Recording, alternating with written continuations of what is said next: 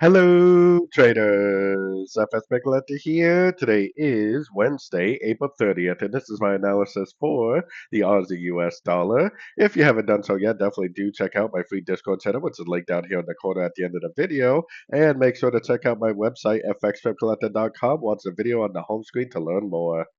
So, anyways, the Aussie dollar is continuing to be in a very sideways, rangy market.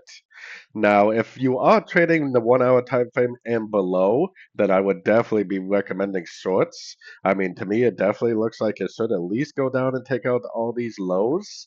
The 1 hour time frame definitely makes me think that this potentially is going to make a pretty big move to the downside. Now, the problem with this analysis is it definitely counteracts what we see on the daily. Contradicts, I mean, if you go up to the daily time frame, and we cannot deny that the daily is up, and we cannot deny that this thing could easily just spend the next several weeks in an uptrend. So that's why we definitely need to be a little bit careful. I always trust the higher time frames more than I do the shorter time frames. So you go down to the 1 hour time frame and you come up with reasons to go short because you think this is going to happen. But in reality, what happens is it just bounces around, and then eventually just takes off to the upside. So if you are trading above the 1 hour time frame, I think I would have to recommend continuing to look for longs.